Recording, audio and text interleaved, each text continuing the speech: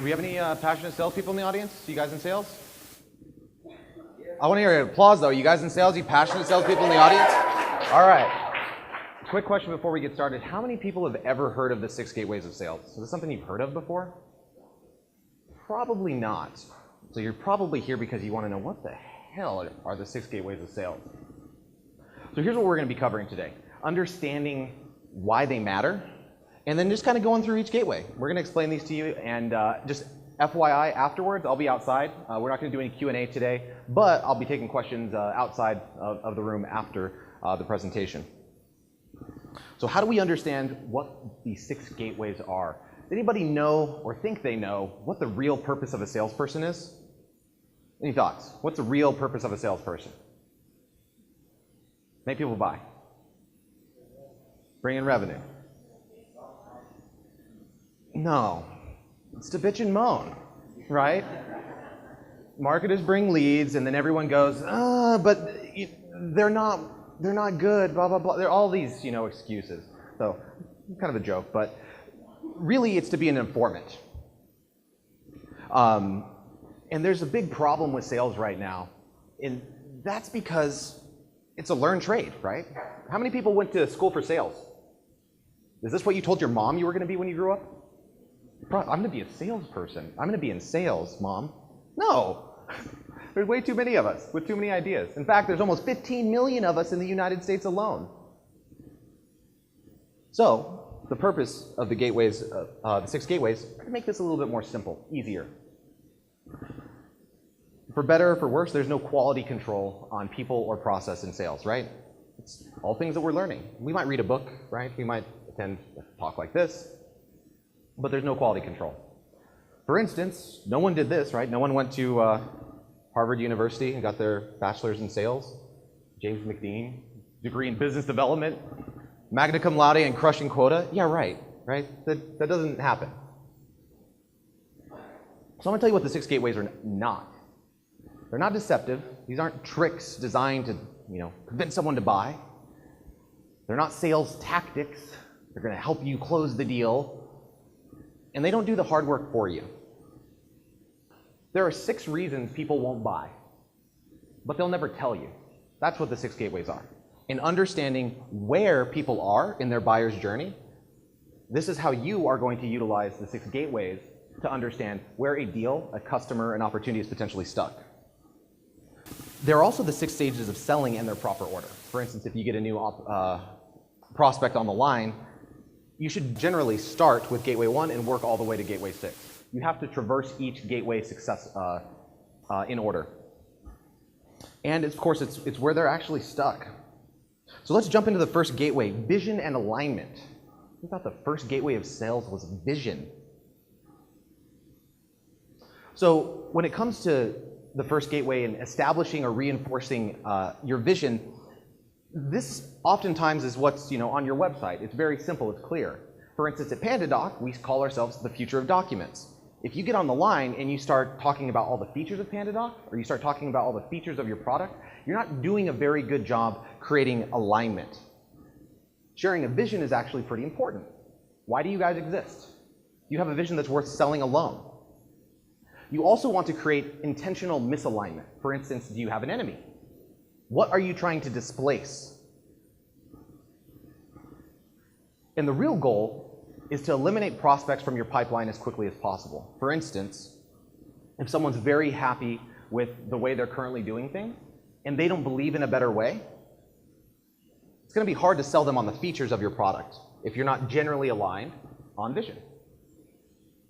So features versus value, you could kind of think of this as why versus what and how. I'll give you 2 very concrete examples. Let's think of one. Anyone know who this is? TipChat. It's owned by Atlassian, public company. I think it's a really successful product.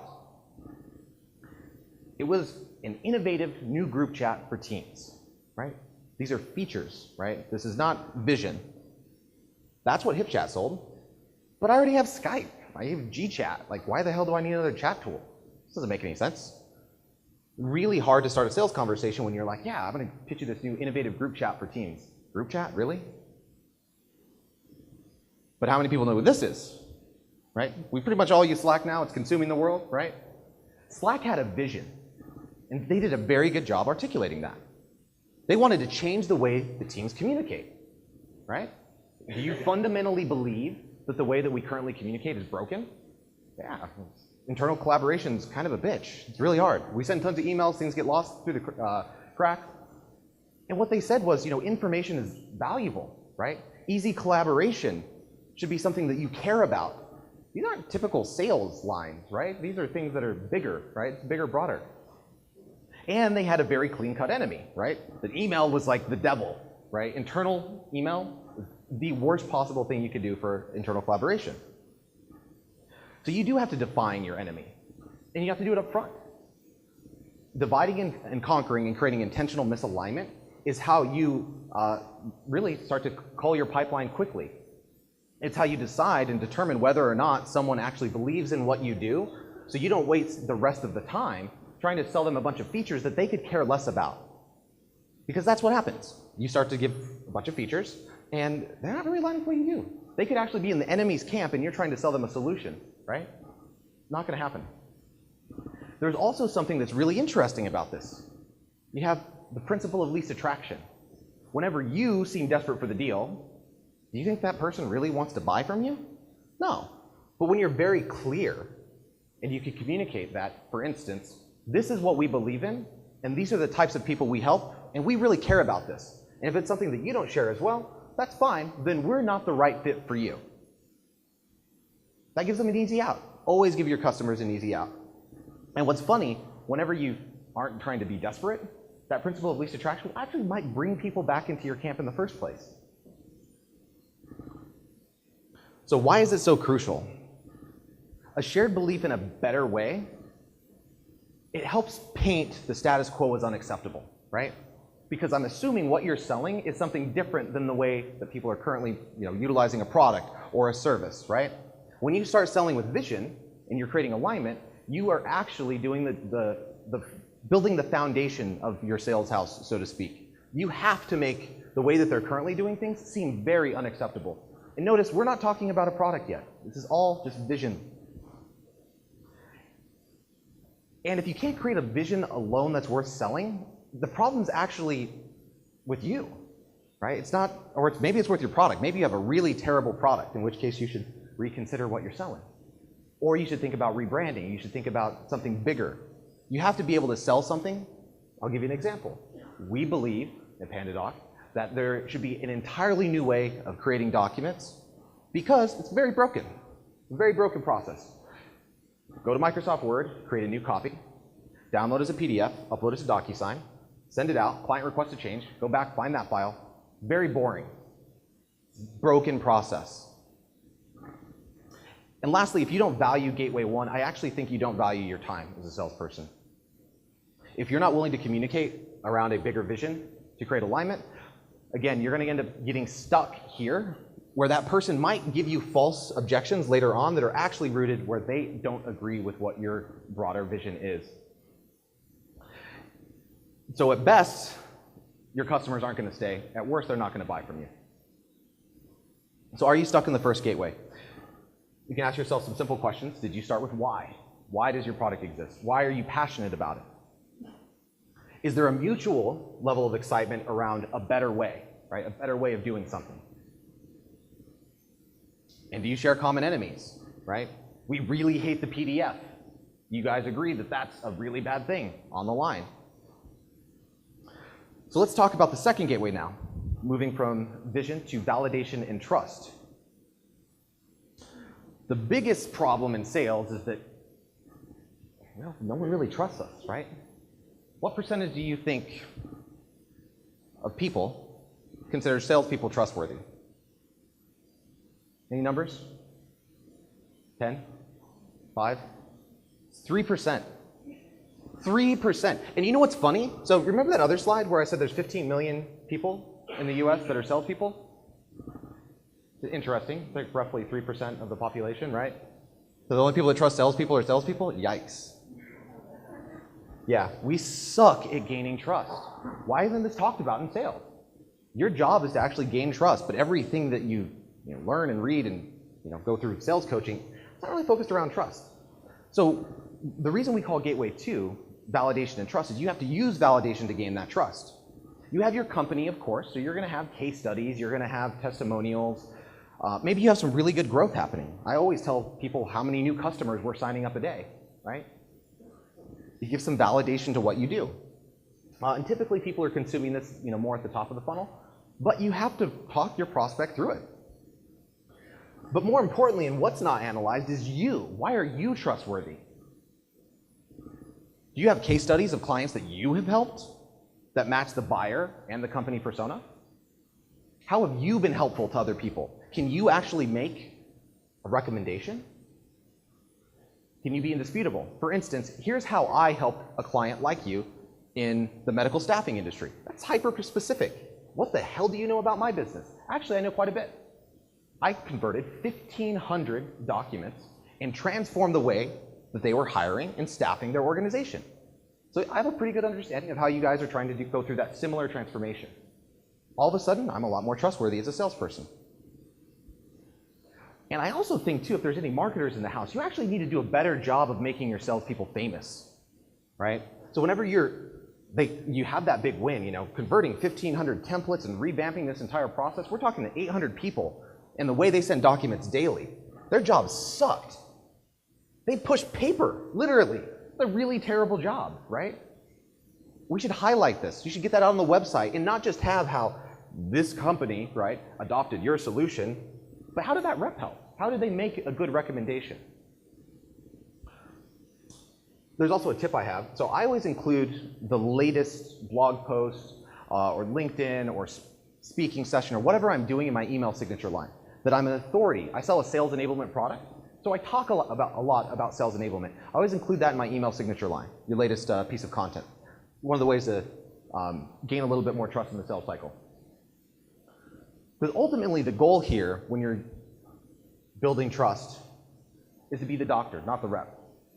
So you have to create a shift in mindset from selling to solving and from closing to validating. The 4 ways that doctors gain trust is pretty simple. The first step is passion. Doctors are typically very passionate about helping, at least primary care. If you go see a specialist, it might be different. But your primary care doctor should actually have a ton of passion about you and making you healthy. You want your prospect to trust you, you have to be passionate about what you're selling. I hear way too many, and I coach way too many sales conversations where I know for a fact that that rep is just trying to get off the line. Boring. Don't be boring. Be passionate. If you're not passionate, get the hell out of sales. You have to be passionate. Second way, facts. Doctors are pretty indisputable. They helped people just like you get through exactly what you were going through. It's indisputable. As a sales rep, you can do the same thing. You can use these to your advantage. For instance, a doctor's you're going to walk into their office and they're going to have all these peer-reviewed journals about the latest drug that they're going to recommend. And you're going to trust them because this is backed up by statistics and data. Doctors also do a really good job with discovery, right? They ask lots of questions to make sure that they understand what you're going through. So for instance, if the doctor asks you, hey Jared, you have any back pain? You tell the truth, right? You say, yeah, actually I do. I'm having a ton of back pain right now. Okay, interesting. We're in here evaluating, why your liver's screwed up right now or why your kidney's screwed up and you're having a lot of back pain. Let's try to figure out why this is happening. And doctors, of course, have authority. They can actually speak to this because they have, the $250,000 in debt, the plaque that they have on the wall, right, saying that they have their MD. It's a little bit more difficult for a sales rep to do this because, well, there's no certification for sales that people actually trust or believe in. But you can become an authority on what you sell, right? So this is writing content. This is becoming a bit of a marketer yourself. But why is it so crucial? I think it's so crucial because it's a blind trap. So many reps that we've coached and kind of changed the way that they think about sales to go through the gateways is, that for a fact that person on the other side of the line just didn't trust them. But you don't know, right? You ever had a sales conversation where you were talking to your prospect and they said, Joe, the reason I'm not buying from you is just I don't trust you. No one's ever going to tell you that.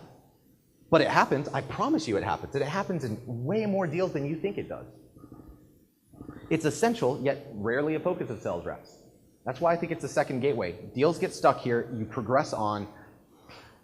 We need to start thinking about trust a lot more strategically and critically. And it has to be continually reinforced, right?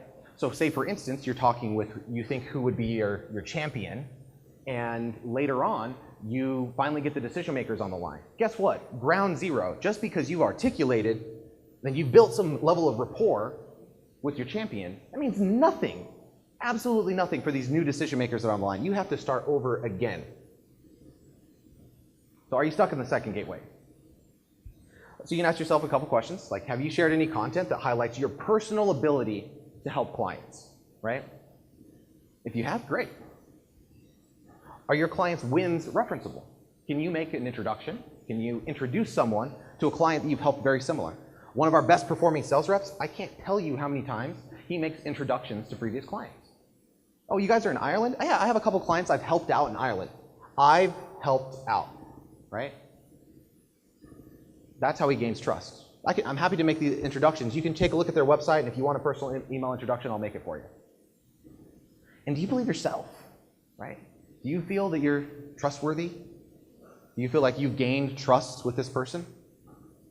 Ask yourself that question at the end of the call. See how you feel about it. Now we're at gateway 3. This is where most people typically start to sell, by the way. So this is like, okay, now we're where I'm normally at. I want to find out the pain that the client's having, and then I want to pitch them the value of my product. But I think this is the easiest mistake that salespeople make, is when they get to gateway 3, is they show up and throw up, right? You get someone on the line, and then all of a sudden you just start feature pitching. Like, hey, our product does this, and our solution does this, and we're going to help you with this. Slow down. That doesn't actually matter, because that's not the goal. There's actually 3 things that you want to do in this gateway. You want to discover, understand, and communicate. And those words are intentional, right? You have to discover, understand, and communicate 3 types of pain. It's pain that the client is currently experiencing around your product or solution, right? So for ours, it's related to revenue, right? And revenue targets, perhaps close rate. We want to understand if there's any pain points around a clientele's close rate. Then there's pain from not solving, from not fixing these things. No one ever talks about this. What happens if you don't fix this problem? Well, if we put our doctor hat on for a second. You have that bad kidney problem or a bad liver problem or whatever, and things keep digressing. Or let's say you have heart problem, you keep on pounding cheeseburgers and you keep on pounding pizza. You might die, right? So what is the pain from not solving? Are people going to lose their jobs, right? And pain, actually, even just as important, that your solution does not solve, right? And you want to be able to communicate and be honest with your clients about where you can be helpful and also where you can't. So the idea here is that, like a doctor, you kind of want to become the consultant, right? You want to be able to make recommendations. Has anyone heard of this company? It's an interesting company. They're partially owned by Microsoft. And you know what they do? They literally just make software recommendations and implementations for like Fortune 500 companies. And they charge a ton of money for it. And if you talk to someone at Avanade, you would be like, I have no idea what you guys sell. Because they don't actually sell any products. They sell other people's things. They sell process redesign. They sell some really esoteric shit. But people pay them a lot of money for it. Wells Fargo, right? Because suggestions are easy, right? I suggest you do this way. Who cares? It's worthless. But recommendations are hard, right? Because here's the difference between Avanade and you as a salesperson. Avanade understands Wells Fargo's business model better than Wells Fargo. They are experts on helping companies improve their business productivity through technology. And every person you talk to there is actually really good at it, lo and behold. Because they make recommendations. They tell people how they need to change their organization to achieve the results that they wanted to. Recommendations are the pathway to you stop selling by showing up and throwing up and helping them change someone's business process to achieve the results that they wanted in the first place. We also talked about the things that you're product or solution does not solve. So what's the most powerful word in sales? No, right? Can you guys help out with this? Do you do this? I hear so many yes men and yes women that just say, yes, we can do that. Especially if you're in the consulting world or you're in the agency world. I don't know how many people I've talked to at Inbound this year that I'd ask them about their agency. Like, oh, you have an agency? What do you guys do? Oh, we do everything. Really? That's interesting. I'm not buying from you. You guys do sales enablement services? Yeah, totally. No, you don't. You do not actually help your clients drive more revenue by changing their sales process beginning to end. Yes, you might have installed HubSpot CRM, but I promise you, you have not done this. Show me. You start using no. No, we don't do that, but I'd love to learn more about what you're trying to accomplish. That's where you can get a little bit more honest and start to gain that trust, right? What you don't solve is just as important as what you do. There's a Twitter moment. So are you stuck in the third gateway? You can ask yourself these 3 questions. Does my customer understand the pain from not solving their issue, right? Is the patient going to die? For instance, if you did it the right way, you might tie yourself to some goals for the next quarter. So I do this very frequently. What are your guys' revenue targets for quarter 4? Forgive me for asking, I want to be as helpful as I can be. Well, we're trying to do 450,000 in quarter 4. What are you guys on pace for? Probably about 400,000. Why is your target 450,000 then? Well, my CEO got the mandate from the board, and if we don't hit this, it looks like one of our divisions might be shut down. Ooh, that sounds really bad. Right? People are going to lose their jobs? Yeah, it could be really bad if we miss target this quarter. I just figured out something that's extremely valuable, right? If they don't if they don't increase their closing percentage on their deals, it doesn't matter how much more pipeline they put in this quarter. They're not going to be able to close it until next. What we really need to focus on right now is improving your closing percentage in order to get you to 450. Would you guys agree? And yes, definitely. Great. So if you don't solve this issue, people are going to lose their jobs. And you can be very explicit about it. Right? That's life or death in business. And does my customer believe the value of my solution will help them exceed or reach their goals, right? So if you're traversing gateway 3 successfully, you're discovering pain, and you're corresponding that to the direct value. And notice we're not talking about individual products or services or solutions. It's very simple, right? It's goals. The value is not what your product does. The value is what your product helps your customers do, right? It helps them achieve their goals. And if you're not selling towards goals, that's where you need to change your sales process. Gateway 4, decision maker. How many people have successfully felt like they've gotten all the way through on a deal only to find out, well, yeah, I need to loop in my colleague, my CFO, my COO, and you're like, well, you're the CEO, right? Or you're the VP of sales, you're responsible for revenue. Deals get stuck here all the time, and it's a pretty pernicious little gateway. Because oftentimes we have decision makers versus champions, right? Internal champions are great, but you have to sell the decision makers. Constantly coaching reps on this where, for instance, got off a call yesterday with a rep who ended the conversation with, all right, Steve, we'll square back up separately. Steve is the champion. And we'll update you guys on the progress, where there was 3 executives on the line. So we have this tendency to run to our champions, right? And then leave the decision makers over here. So we'll work and communicate with our champions, and then we send updates to the decision makers. You have to sell to the decision makers. Stop acting like champions are your friend. They're not. I have a neutral perspective on champions. They don't help you, they don't hurt you. Problem is that the champions lie a lot, a ton, like to you every day, because their only goal is to make themselves look good, right? They're not directly responsible for the target, for the goal. They're an employee. So if they need to save their face and make you look bad, they will do it in a heartbeat. They could care less about you. A champion can help you gather information, of course, but they're really just a gatekeeper. If your champion won't make an introduction to the decision maker, they're not a champion, right? The only thing I think I could say that's valuable about a champion is the conversations that they have when you're not around, right? Otherwise, you don't need them in your deal. Make the relationship with the decision maker. And you might go, that's that might be difficult. Here's some ways that you can do it to make sure you're always talking to the right person. Ask how their goals are set. So if you're selling a particular product as it relates to marketing and generating marketing qualified leads or whatever, how are those targets set? Who in the organization sets them? If they're not the person setting them, they're not the decision maker. Champions try to hit goals, right? While decision makers are the ones that set them.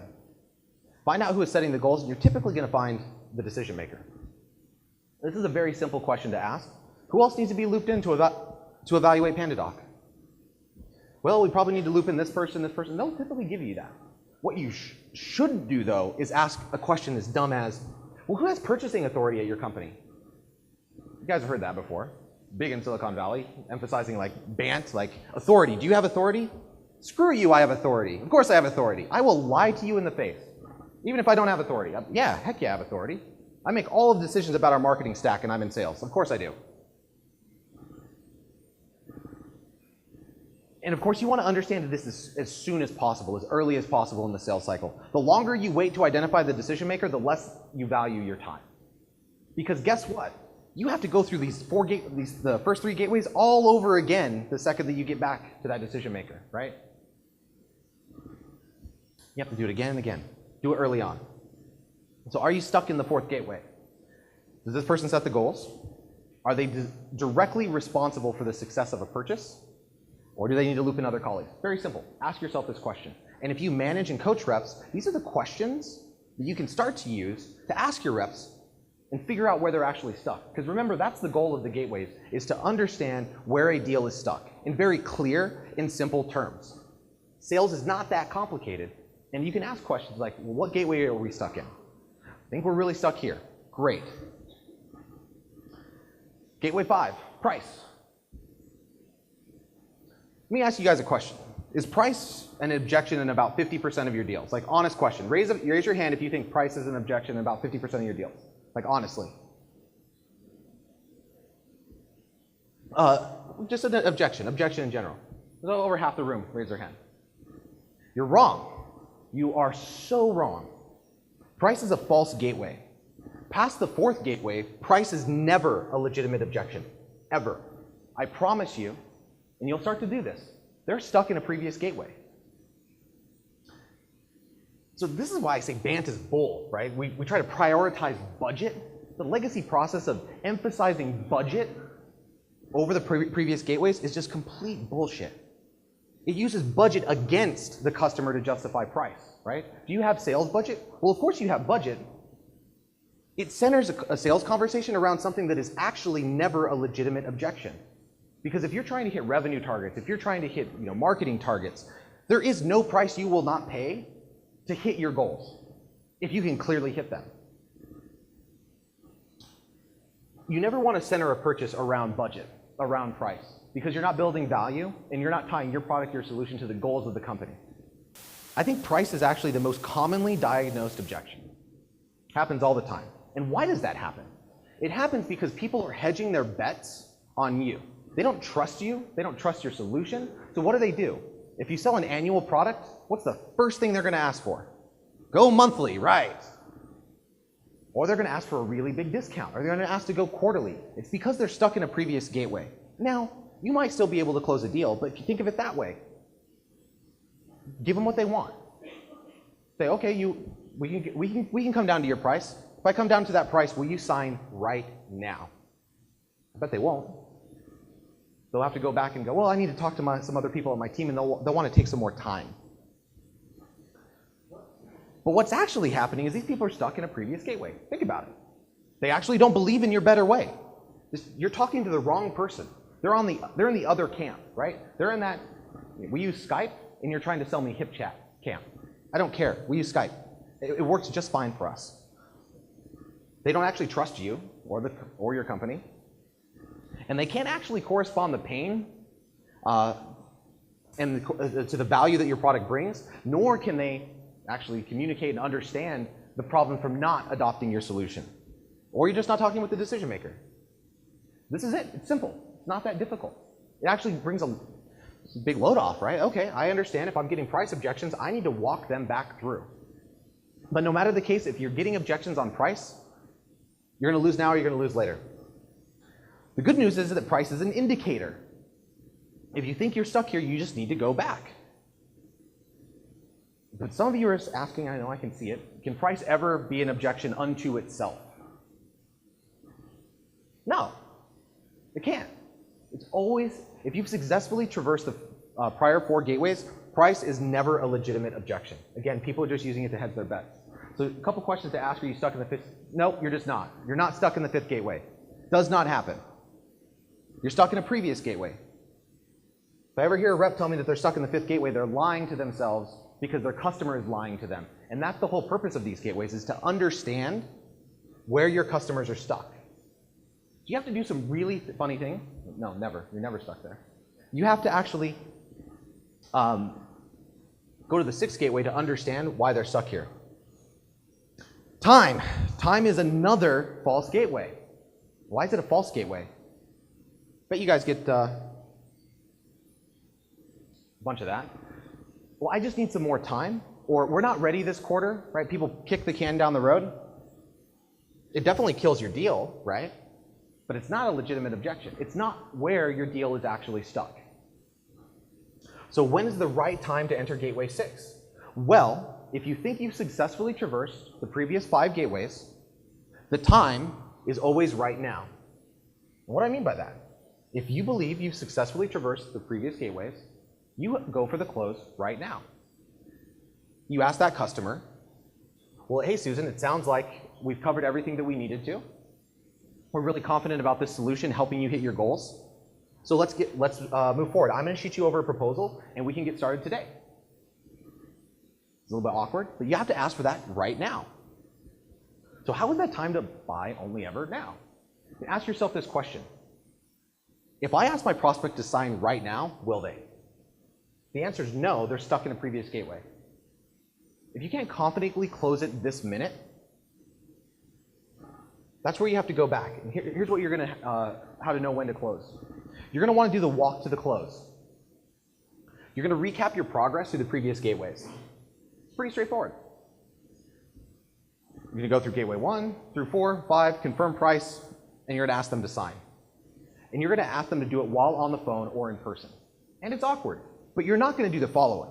You're not going to send them something and expect them to sign it. So I'm going to send you this and you'll sign it? Okay, cool. Well, I'll talk to you next week. No. You're going to keep them on the line. And you're going to stay there.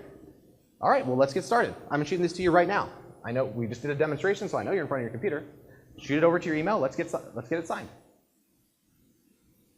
And you know the funny thing? If they say, well, no, I just need a little bit more time, you say, well, help me understand why. You can actually uncover the real reasons why they're not going to sign your proposal. Because here's what would have happened otherwise. You would have sent them something, they wouldn't have signed it, and they wouldn't have told you the reasons, right? Because you just assume they're going to do it offline. If you get a no, then you're going to walk it out. You're going to walk to the close again. You're going to walk the opportunity through the gateways again and again until you understand. And I've done this, and it's really awkward. 7 times in one phone call before I figured out that someone else actually needed to be involved, and they were too embarrassed to admit that they didn't have purchasing authority, basically, right? This is a COO that needed financial approval from the CFO. 7 times we walked through the gateways before he finally said, Jared, I'm sorry, I have to bring in this other person. I know we've been working together for a month and a half, but I really have to bring in my CFO. I can't sign this. Great. And that only happened because I asked him to buy right now. And I kept on asking him to buy until he told me why he couldn't. That's why the time to buy is only right now. You also want to listen for indicators of hesitation. So whenever you're walking them through the close and you're talking about, well, Robert, it sounds like if we don't get you to 450,000, for next quarter, a lot of people are going to lose their jobs. Well, I might have over-exaggerated on that a little bit. Oh, okay, I apologize. Let's dive in deeper there. So this is not a hard revenue target? Well, it's actually not that. It's more that a couple of our divisions are getting cut back due to some new shipping routes. And you start to understand what's actually happening with their business. Listen for those indicators of hesitation. Well, I'm not sure. I don't know. I need to talk with, right? If they're not buying now, figure out where they're actually stuck. So why is Gateway 6 so crucial? Why is this such an important thing? Because I think a misdiagnosis of price or time is actually the most common reason that deals die. Right? If you don't understand why your customer's not buying, how can you're just going to call them up and be like, hey, are you ready to buy? Are you ready to buy? Without ever getting, right, past the real reasons where they're stuck. They are false gateways because they are excuses. They're actually an act of misdirection. For some reason, like, we have it programmed in our brains. Whenever someone, we walk into a clothing store, like a Macy's or something, and someone walks up to us, hey, do you need any help? The answer is no, we don't need any help. We're just looking, right? Whenever we're ready to buy something, and someone says, okay, are you ready to buy now? You're always going to respond with, like, I need to consider price, or I just need a little bit more time, but you're lying. You do it, and you do it to people that are selling to you. It's just kind of pre-programmed in us. It's an act of misdirection. It's to push people away from the real reason that we're not moving forward. So if you believe you're actually stuck in the 6 gateway, you're wrong. Your deal is actually dead. And you're actually just betting on luck. If they're not buying right now, right, you haven't traversed the 6 gateway, they may or may not sign your proposal, and you'll have no idea why. So think about it. Those deals are just a complete waste of time. You misdiagnosed and your patient's dead. It's sitting there, on the operating table. You didn't get what you were expecting. You need to treat your deals like your patients. Don't kill them. Don't think that they're stuck in price or time, because they're not. They're stuck in a previous gateway. And if you start to treat your deal cycle in a much more simple fashion, where you're successfully traversing people through these 6 gateways, you're going to have a much happier sales team. You'll be happier yourselves. And you'll be able to actually understand the real reasons why people aren't buying from you. So we're going to recap.